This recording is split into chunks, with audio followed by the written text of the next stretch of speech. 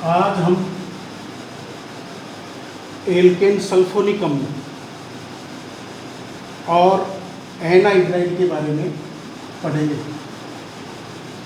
ये वरीयता में प्रायोरिटी में दूसरा समूह है। एल्केन सल्फोनिक अम्ल का जो सामान्य सूत्र है वो है RSO3। इसका फंक्शनल ग्रुप ये है SO3H। इसका जो अनुलग्न है, द्वितीयक अनुलग्न 2 डिग्री सफिक्स, वो है सल्फोनिक अम्ल, और पूर्व लग्न प्रीफिक्स है इसका सल्फो। देखिए हम कुछ उदाहरण लेते हैं इस श्रेणी के। जैसे सबसे पहला जो इसका सदस्य है वो एक कार्बन का होगा, SO3H लगा दीजिए। आपको सल्फोनिक अम्ल लिखना है। सल्फोनिक अम्ल यहाँ ये वैलेंसी पूरी है।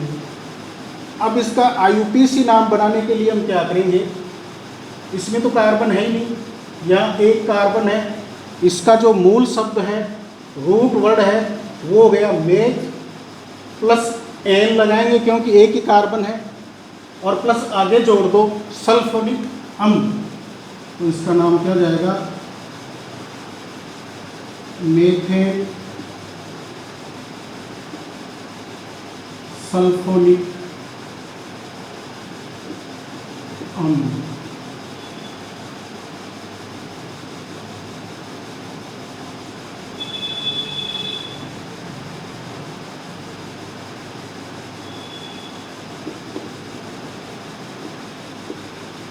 अब देखिए इसका सामान्य नाम क्या होगा। अभी तक लेक्चर नंबर 7 बहुत कम स्टूडेंटों ने देखा है, उसको आप लोगों को देखना चाहिए।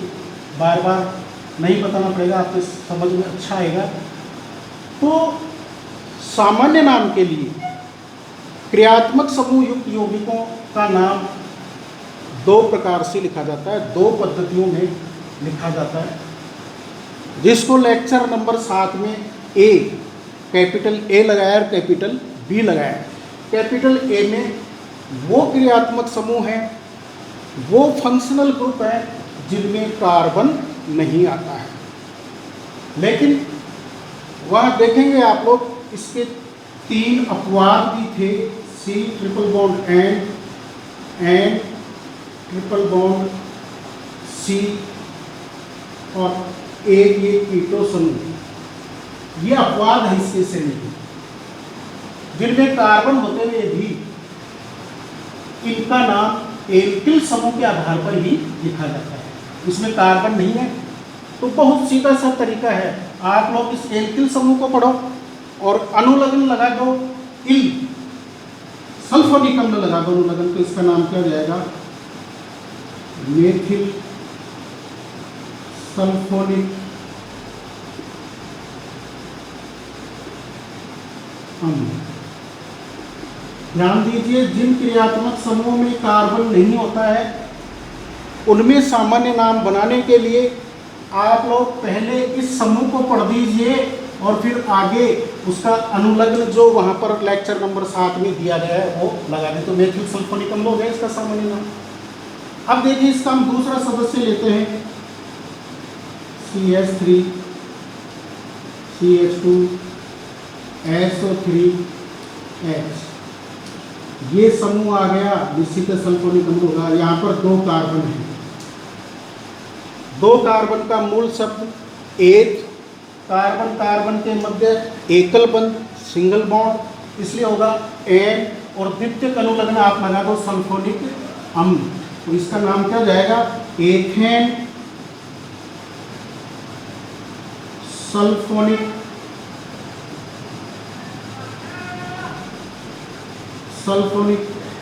अम्ल। अंग्रेजी में उच्चारण होगा मीथेन सल्फोनिक एसिड। इसका क्या होगा, इथेन सल्फोनिक एसिड। अब सामान्य नाम की बात आती है, तो सामान्य नाम में ये रूल, जिसको कैपिटल A से लिखा है लेक्चर नंबर 7 में, जिनमें कार्बन नहीं होता है उनमें पहले आप इस समूह को पढ़ दीजिए और फिर सल्फोनिक अम्ल जोड़ दीजिए। तो इसका नाम क्या जाएगा, एथिल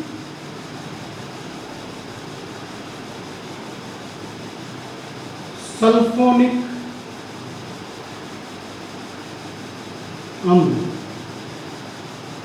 या इथाइल सल्फोनिक एसिड।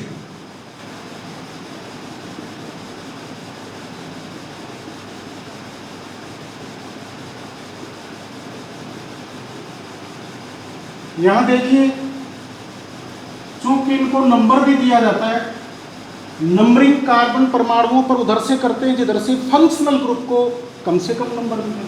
तो यहाँ पर इसको देंगे 1 नंबर, इसको 2 नंबर और इसको 3 नंबर। अब इसकी स्थिति भी बतानी पड़ेगी हमारे को कि ये कितने नंबर पर है। तो इसका नाम क्या जाएगा, prop plus ane plus sulphonic अम्ल। लेकिन ये कितने नंबर पर आया है, यहाँ पर 1 नंबर पर 1 नंबर लगाना है यहाँ पर जरूरी है, क्योंकि इसका नाम होगा प्रोपेन 1 सल्फोनिक अम्ल।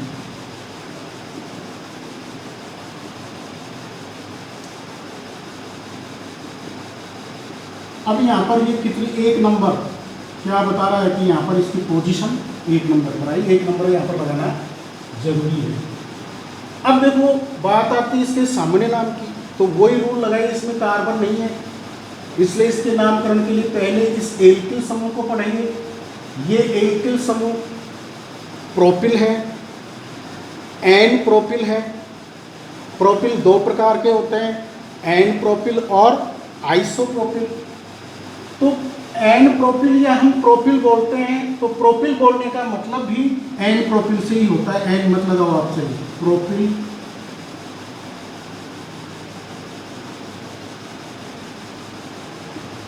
सल्फोनिक अम्ल। अंग्रेजी में क्या पढ़ेंगे, प्रोपिल की बजाय इसको पढ़ा जाता है PROPYL, प्रोपाइल सल्फोनिक एसिड। ये इसका हो गया सामान्य नाम हो गया, ये इसका IPC नाम हो गया। इसको आप इस तरह से भी लिख सकते हैं, ये 1 यहाँ पे लगा सकते हो आप लोग, 1 प्रोपेन सल्फोनिक अम्ल। यहाँ नंबर डालना क्यों जरूरी, देखिए दूसरा एग्जाम्पल आप लोग देखिए, क्योंकि इस समूह में कार्बन नहीं है इसलिए ये किसी भी स्थिति में आ सकता है। देखिए यहाँ पर देखिए आप लोग, सबसे पहले श्रृंखला का चयन करेंगे 1 2 3। ये देखिए मुख्य श्रृंखला मेन चैन है। ये अब कितने नंबर पर आया, 2 नंबर पर आया। इसलिए देखो ये लगाना नंबर यहाँ पर जरूरी है, क्योंकि ये 2 प्रकार के होंगे। तो इसका नाम क्या होगा, प्रोपेन कितने नंबर पर है ग्रुप, 2 नंबर पर 2 सल्फोनिक अम्ल।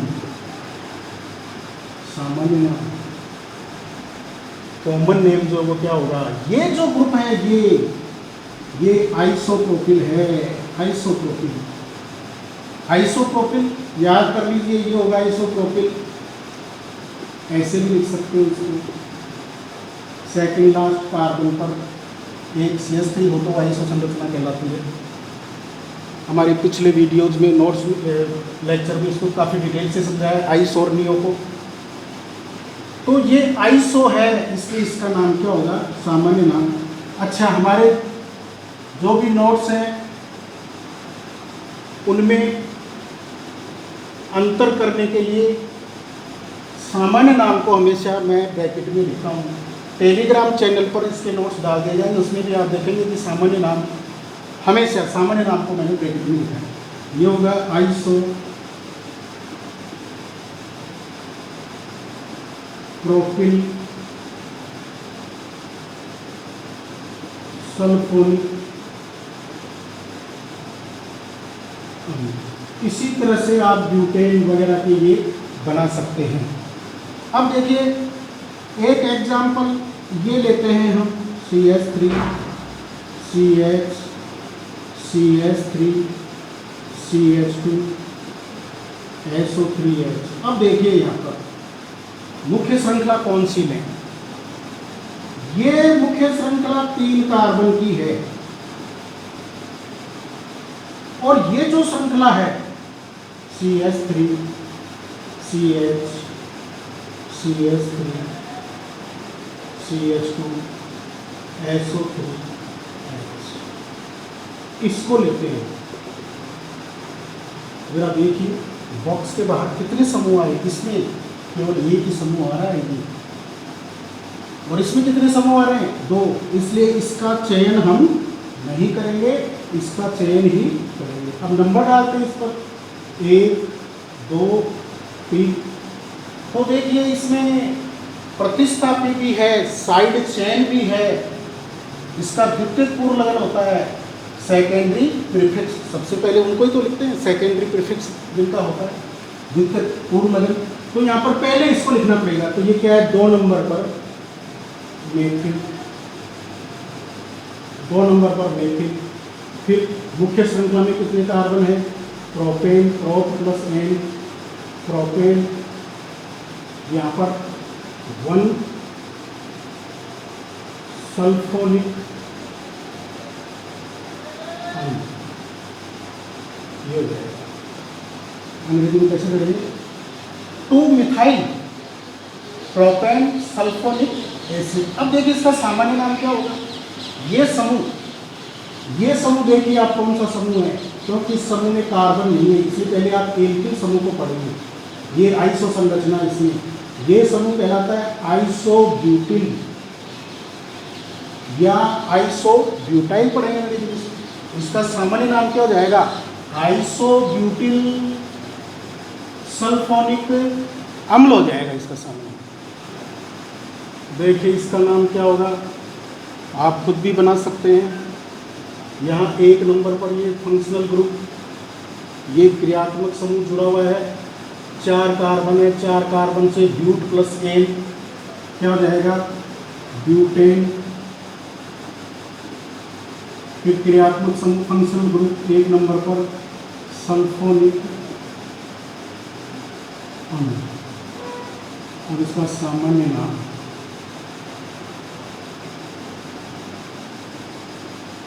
नाम जो क्या होगा?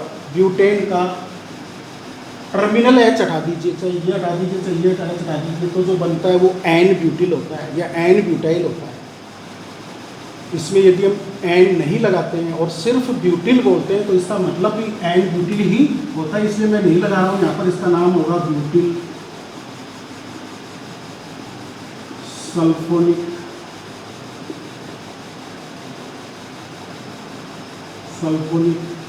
अम्ल। अब इसको देखिए आप लोग,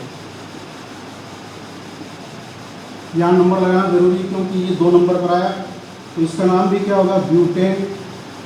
लेकिन यहाँ पर क्रियात्मक समूह फंक्शनल ग्रुप 2 नंबर पर आ रहा है, 2 सल्फोनिक अम्ल। अब बात आती है इसकी सामान्य नाम की, कॉमन नेम। तो ये देखिए कार्बन परमाणुओं के प्रकार भी पिछले लेक्चर में मैंने बताए हैं। ये सेकेंडरी कार्बन है, सेकेंडरी द्वितीयक कार्बन है, और द्वितीयक कार्बन से हाइड्रोजन हटाकर यहाँ पर हम ये समूह जोड़ रहे हैं। भाई एल्केन का एक एच हटा देते तो एल्किल बन जाता है, जैसे यहाँ ब्यूटेन से ब्यूटिल बन जाता है, तो इसका नाम भी ब्यूटिल ही थोड़ी होगा, इसका नाम होगा द्वितीयक ब्यूटिल, सेकेंडरी ब्यूटाइल। तो क्या नाम हो जाएगा इस जो कंपाउंड का? द्वितीयक ब्यूटिल सल्फोनिक अम्ल।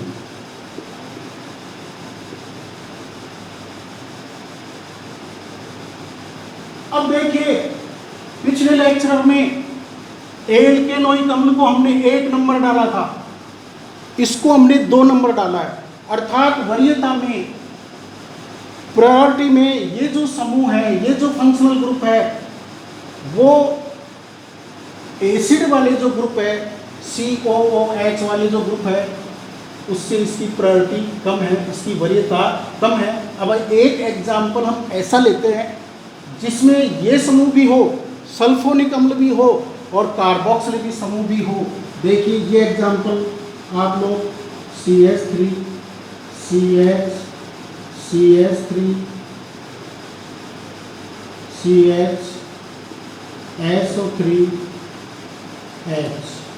और इसमें फंक्शनल ग्रुप क्रियात्मक समूह दो आ गए, एक तो ये सल्फोनिकल और एक ये कार्बोक्सिलिकल। अब मुख्य समूह ये है, क्योंकि एक नंबर पर मैं आपको एक क्रम से ही बता रहा हूं, एक नंबर इसको मिलेगा निश्चित रूप से है, तो इस यहाँ से नंबरिंग करते हैं 1 2 3 4। इसकी जो वरीयता कम है, इसकी वरीयता ज्यादा है, प्रायोरिटी इस समूह की ज्यादा है। तो ध्यान रखें, जो मुख्य समूह होगा जिसकी प्रायोरिटी, जिसकी वरीयता ज्यादा होगी, हमेशा उसका हम लेंगे द्वितीयक अनुलग्न लेंगे उसका, और इसका पूर्वलग्न लेंगे हम, क्योंकि प्रायोरिटी इसकी ज्यादा, वरीयता इसकी ज्यादा है। तो इसका नाम बनाने के लिए देखो, एक तो ये आ गया, ये समूह भी तो आ गया। ये समूह कितने नंबर पर आया है देखिए आप लोग, ये समूह आया है 3 नंबर पर। पहले इसी को लिखेंगे हम। अंग्रेजी वर्णमाला के अनुसार सल्फो किससे लिखा जाएगा, इसका तो हमेशा ही द्वितीयक पूर्वलग्न होता है, हमेशा द्वितीयक पूर्वलग्न होता है, इनका अनुलग्न होता ही नहीं है। 2 डिग्री प्रीफिक्स होता है इनका हमेशा, सब्स्टिट्यूएंट प्रतिस्थापी की तरह माने जाते हैं। तो ये कितने नंबर पर जुड़ा हुआ है, ये 3 नंबर पर जुड़ा हुआ है। देखो मिथाइल एन से लिखा जाएगा, सल्फो एस से लिखा जाएगा। इसका पूर्वलग्न क्या है, सल्फो। अब इसका पूर्वलग्न काम में लेंगे हम, इसका प्रीफिक्स काम में लेंगे, क्योंकि इससे वरीयता में ज्यादा ये समूह है। लिखेंगे 3 मेथिल,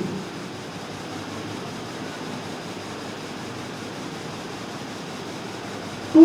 अब इसका पूर्वलग्न लेंगे 2 सल्फो, सल्फो इसका पूर्वलग्न। अब इस चैन में आ जाइए आपको, कितने कार्बन इसमें 4, 4 से क्या बनेगा, but plus ane plus oic, butanoic अम्ल। देखिए यहाँ पर इसके नंबर, इसका नंबर 1 नहीं लिखा है, ये तो मैंने पिछले लेक्चर में बता ही दिया था। कार्बन युक्त ये जो क्रियात्मक समूह है वो श्रृंखला के सिरे पर आते हैं हमेशा, इनको नंबर 1 दिया जाता है और वो नंबर सूत्र में नहीं लिखा जाता है। देखिए अब हम तीसरा, वरीयता में तीसरा, प्रायोरिटी में 3 नंबर पर आने वाला क्रियात्मक समूह युक्त यौगिक एल्केनोइक एनहाइड्राइड या एसिड एनहाइड्राइड लेते हैं। इसका जनरल फॉर्मूला, सामान्य सूत्र ये है, याद कर लीजिए, R C double bond O, C double bond O R। यहाँ R और R समान भी हो सकते हैं और अलग अलग भी हो सकते हैं। इसका जो अनुलग्न होगा, द्वितीयक अनुलग्न 2 डिग्री सफिक्स, वो होगा ओइक एनहाइड्राइड, इसका पूर्वलग्न नहीं होता। अब हम इसके बारे में थोड़ा सा देखेंगे कि वास्तव में एनहाइड्राइड क्या है, कैसे बनते हैं। तो देखिए जरा, देखिए जब अम्ल को, कार्बोक्सिलिक अम्ल को P2O5 की उपस्थिति में गर्म किया जाता है,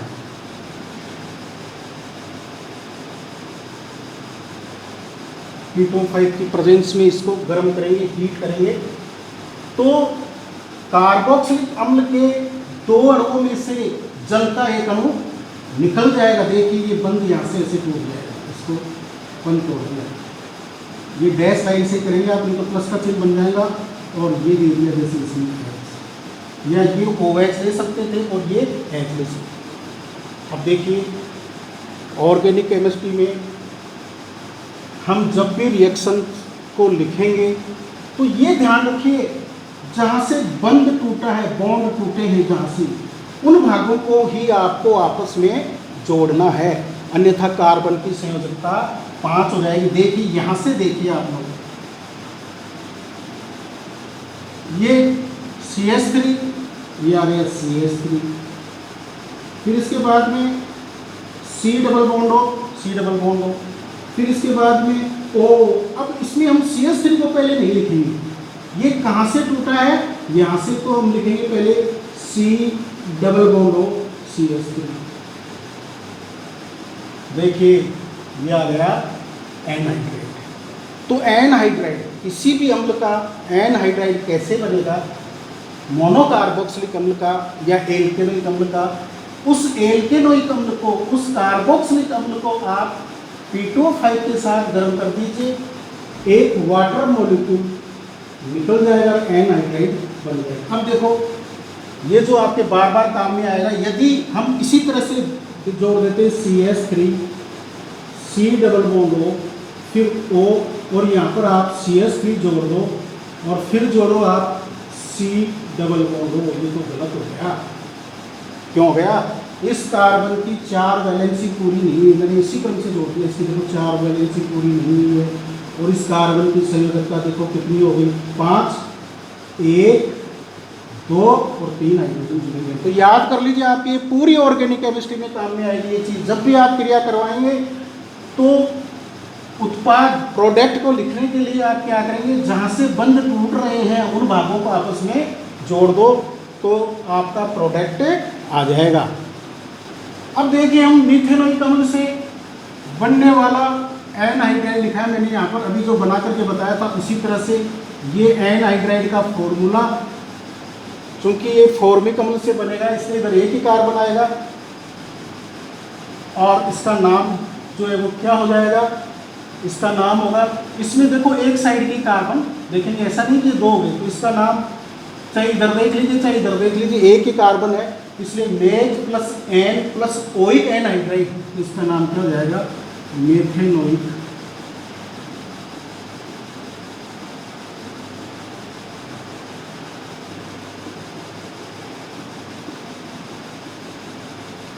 या मीथेनोइक।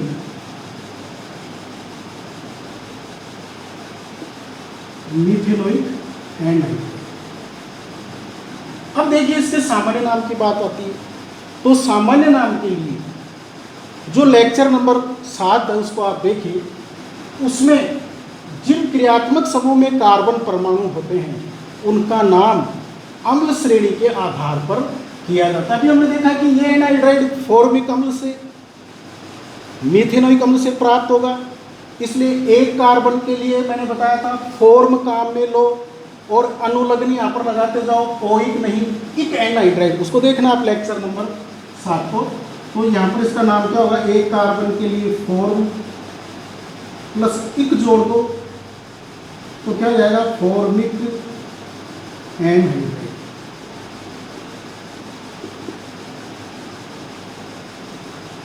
अब देखिए हम एसिटिक अम्ल से बनने वाले का नामकरण करते हैं, CH3 C double bond O C double bond O CH3, ये फंक्शनल ग्रुप आप याद कीजिए एनहाइड्राइड का, ये जब भी आप ये देखेंगे एनहाइड्राइड अनुलग्न लगाएंगे। अब देखिए इसमें कितने कार्बन है, 2, इसका मतलब एसिटिक अम्ल से बना है, एथेनोइक अम्ल से बना है, तो क्या नाम हो जाएगा, 1 प्लस एन सिंगल बॉन्ड के लिए, 1 plus ane plus oic anhydride, तो क्या नाम हो जाएगा, एथेनोइक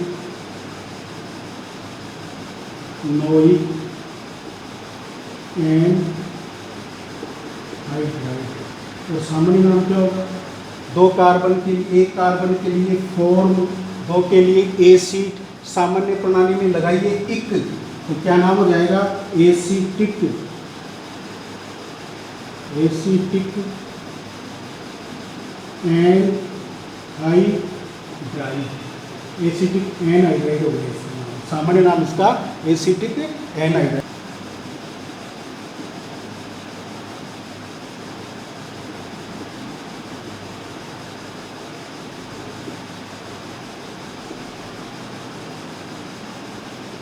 इसमें देखिए दोनों तरफ 3 कार्बन है, निश्चित है कि ये प्रोपेनोइक अम्ल को P2O5 के साथ गर्म करने पर बनेगा। ये देखिए आप इससे पहचानेंगे, ये इसको आप ऐसे भी लिख सकते हैं, CH3 CO ऐसे भी लिखा हुआ आ सकता है, ये CH3 CH2 CO CH2 CH3, इसको हम ऐसे भी ले सकते हैं। ये देखिए CH3 CO और CH3 CO कितनी बार है, CH3 CH2 CO कितनी बार है, 2 बार, तो CH3 CH2 और इसके बाद में CO और फिर यहाँ लगा दो ट्वाइस और आ जाएगा यहाँ पर। अब इसका नाम बनाए, तो नाम बढ़ाने के लिए क्या करेंगे, सीधी सी बात है, 3 कार्बन है दोनों साइड में, तो prop plus ane plus oic, तो क्या नाम हो जाएगा, प्रोपेनोइक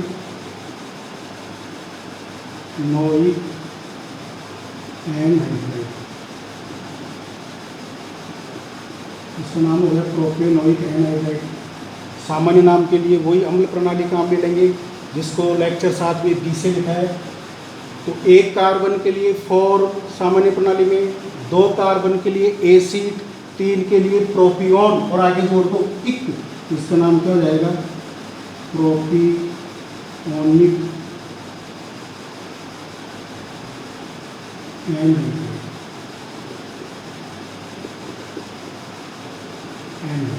ये होगा इसका नाम प्रोपियोनिक एनहाइड्राइड। एक एग्जाम्पल और देखिए, CH3 CH2 C double bond O C double bond O और CH3।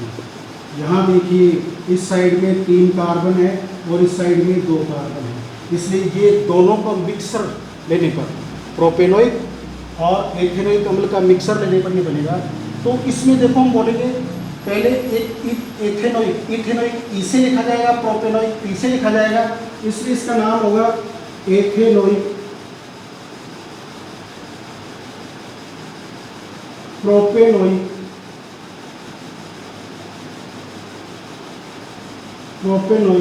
एनहाइड्राइड, ये इसका नाम हो जाएगा।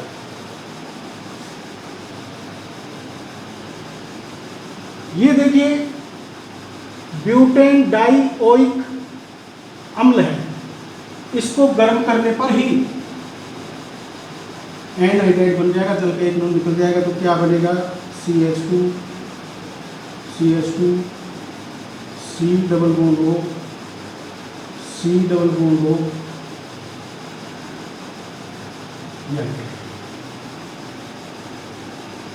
तो इसमें जो है एक अणु के अंदर 2 फंक्शनल ग्रुप है, इसको सामान्य में बोलते हैं सक्सिनिक अम्ल। सक्सिनिक एसिड,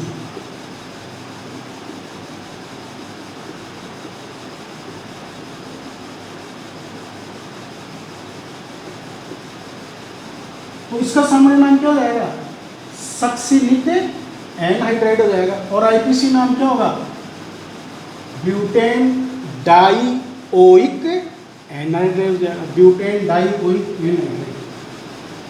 डाइ लगाएंगे, ब्यूटेन डाइओइक एनहाइड्राइड, ये इसका नाम हो जाएगा।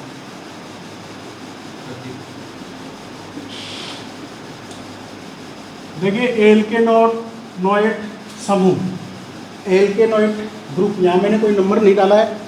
ये आगे जो 4 नंबर पर एस्टर आएगा हमारे अगले लेक्चर के अंदर, उसको एस्टर को समझने में आपको ये काम में आएगा, इसलिए मैं पहले ही बता देता हूँ।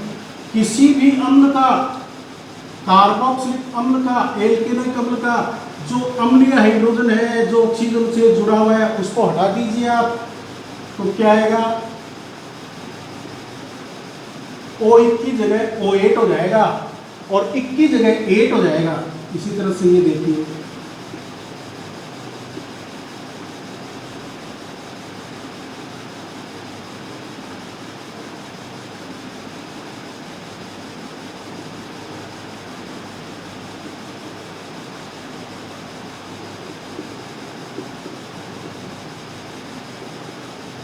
लेकिन हटाएंगे कौन सा H, जो ये ऑक्सीजन से जुड़ा हुआ एसिडिक अम्लीय हाइड्रोजन है वो हटाएंगे। अब देखिए इसका नाम क्या हो जाएगा, एथेन, आगे ओइक मत जोड़ो, ओएट जोड़ दो तो इसका नाम हो जाएगा मेथेनोएट।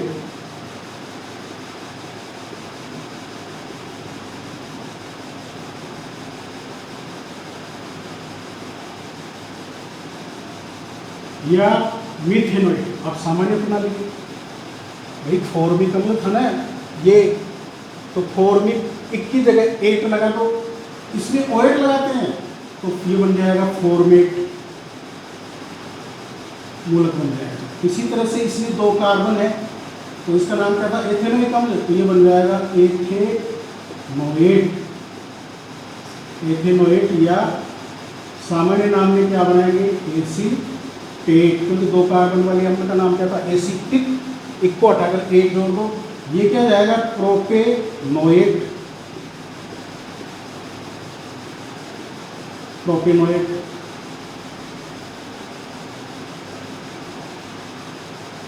ये प्रोपेनोएट हो जाएगा। या 3 कार्बन वाले अम्ल का सामान्य नाम क्या था, प्रोपिओनिक अम्ल, इक को हटा दो और 8 जोड़ दो तो इसका नाम, इस समूह का नाम प्रोपिओनेट भी हो जाएगा सामान्य नाम। अब देखिए ये जो समूह है, किसी भी अम्ल का अम्लीय हाइड्रोजन जब हम हटा देंगे कार्बोक्सिलिक अम्ल का तो वो OH समूह कहलाएगा। इससे आपको एस्टर को समझने में मदद मिलेगी और एस्टर आप लोगों की अच्छी तरह से समझ में आएगा।